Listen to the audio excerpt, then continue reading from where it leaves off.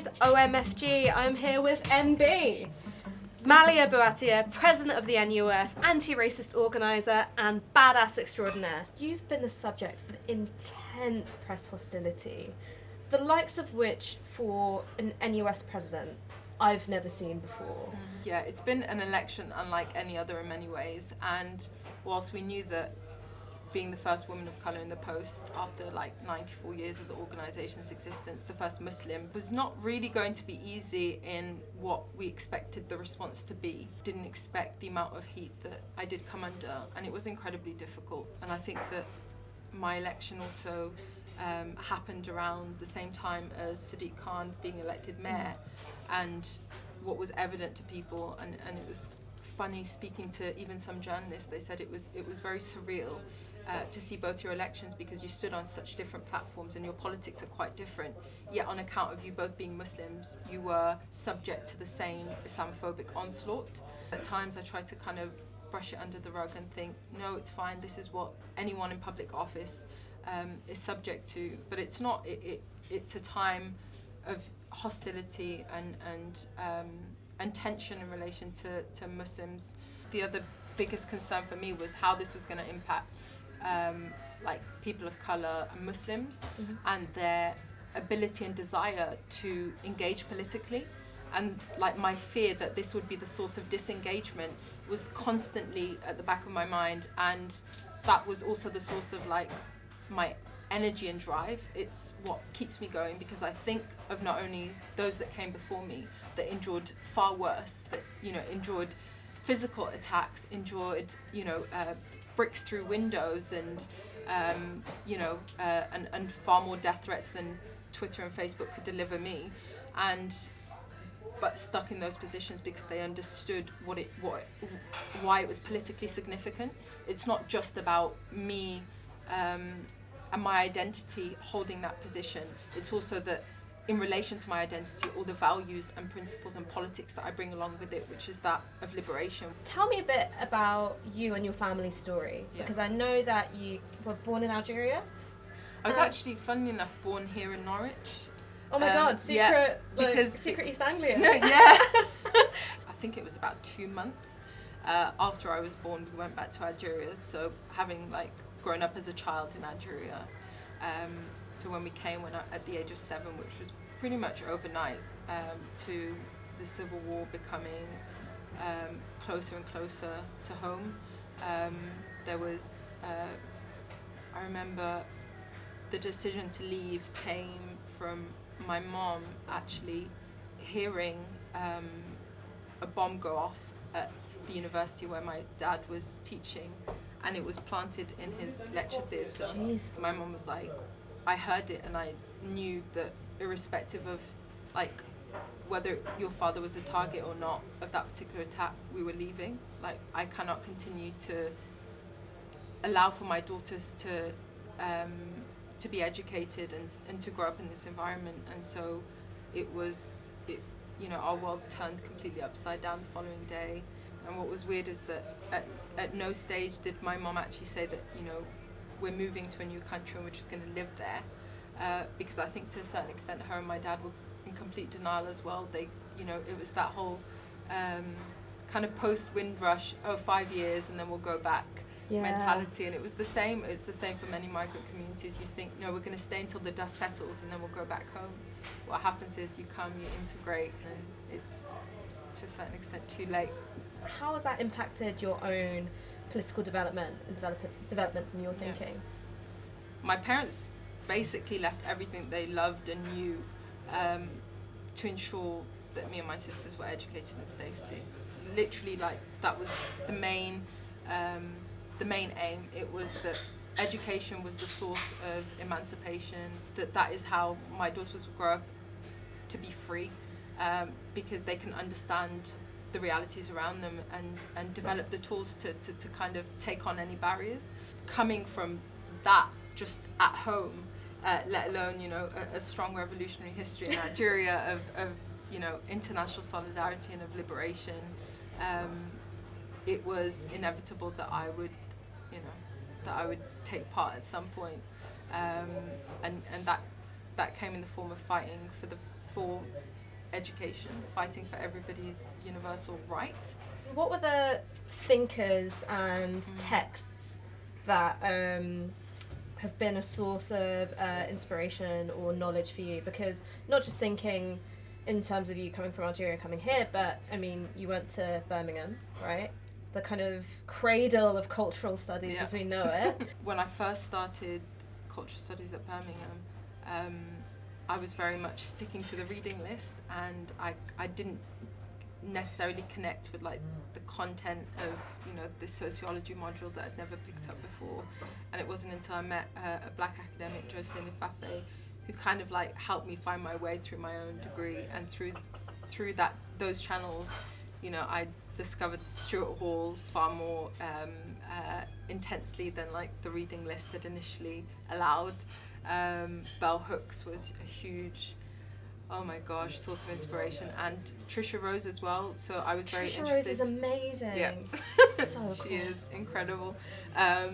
But she's so rare to find anywhere. Like I feel like she hardly speaks on public platforms. But she was, because I was particularly interested in understanding cultural identities, but also, I guess what the book's call subcultures. Hip hop became like a big topic in my work, and it was like the topic of like my final year dissertation as well. Like, I always loved hip hop. I was actually founder of the Hip Hop Society at Birmingham Student Union. I loved hip hop, and then I spent a year abroad in Paris. It was part of like the Erasmus program, and being of like North African descent, it meant that, you know, my cousins were there, my aunts, and I was constantly surrounded by like French hip hop. And what was interesting to me is the way that like we identified it with hip hop here in the UK, or like the streets of Birmingham, compared to the streets of Paris, and like the crossovers and similarities, and just understanding like why it became such a hugely like empowering space, and a space to kind of like understand what's going on in the world, where we fit in it, and articulate our own oppressions. So then I came back, I guess, from that experience, and married it up with like sociology. I needed to not just write about the problems and issues and structural barriers of society. I needed to like actively be a part of changing them. That's also, I guess, an ongoing conflict for me between the academic and the activist, because I refuse to be one or the other, which you're not. I'm neither. No, you're both. You're both. We need to fight for like the existence of both, because it will enrich your studies, and others will say, stop it, it's a distraction. And so I'm like fighting those that are saying it's a distraction, because I was threatened with that. I was told that I would fail my undergraduate degree if I didn't stop like taking part in like all the societies and all those activities, and I didn't fail. Thinking about the fact that, you know, you come from this grassroots background, right? And, you know, the stuff that you're talking about, taking to the streets and, you know, really confronting and dismantling oppressive structures. And then you've got the institutional behemoth of the NUS, and you've got certain constraints. Yeah. How do you move between these two things? Do you ever sometimes think, oh, fuck it, what am I doing here? I think that, like, when I first engaged with NUS, actually, I went to my first national conference. I watched the president at the time speaking against a motion to support free education. I was just standing there like, this is the head of NUS, like this is supposed to be the leader of our movement right now, and he doesn't believe in free education. He's actively speaking against it. And I guess I was at a point where I thought, okay, well there are two paths to take here. I either choose to engage in this space that I find deeply politically problematic, you know, that I think is really letting down, coming out of 2010, letting down a considerable amount of students and like, and academics as well. Like, this is about a whole, like education as a whole. Or do I choose to kind of leave and create the alternative outside of NUS? And obviously I chose to stay, because I just thought, well, if I don't start this fight, if I don't try and shape things and change things for what is an incredibly powerful and important space, because it's this like platform that brings together institutions from across the UK, that has its place in like our history here in the UK, and in, you know, applying pressure on our government to do the right thing. And I guess I saw a lot of value in that, and that I needed to at least try. And if people around me believed in those same principles, then they would help me and others in that fight. And what we've seen over the years is that, like, those are the desires on the ground from students. It is for free education. It is to put liberation at the heart of everything that we do. It is, you know, taking on questions of racism, of sexual violence. It is extending solidarity to international students. When I was the Black Students Officer, we developed quite a close relationship with Black Lives Matter in the States. We had them come over and speak across campuses, and we went over with some of the victims of police brutality here in the UK, like some of the family members, and we toured the West Coast, and it was incredibly powerful to learn from each other, to learn about methods of organising, but also questions around terminology come up consistently. We're still learning and developing in relation to that. But what we have done is learn from previous generations in relation to aspects that this generation feels were overlooked, which was the questions of intersectionality, you know, interrogating anti-blackness far more extensively. And what we find is, namely women of colour, namely queer people of colour, are like very much leading on a lot of these campaigns, a lot of these struggles, and I think that's something to celebrate. One thing which does concern me are the ways in which the interests of different groups are often pitted against each other. Yeah. And I think in some ways it's really useful to kind of look within your own community and challenge racist discourses, narratives within it. But where I see this come up most often is in relation to Islamophobia and antisemitism. So I can't count the number of times where, when talking about antisemitism, someone's gone, well, what about Islamophobia? And similarly, when someone's talking about Islamophobia, well, what about anti-Semitism? And I've noticed that this is something which is pitched at you in a very particular way. The state's number one tactic is divide and conquer, right? Divide all the communities and, you know, don't allow them to possibly think that they're all facing the brunt of the same attacks. And I think that there is a difference between what institutions or parliament is doing and saying in relation to all those questions of oppression and what's happening on the ground. And what is happening on the ground is that, like, Jewish organisers, Muslim organisers and activists are very much articulating the collective struggle and are working together. Malia Bouattia, who's an activist based in France, who's Muslim, of Tunisian descent, gave an incredibly powerful speech about the historical connections between Muslim and Jewish communities and in organising against oppression.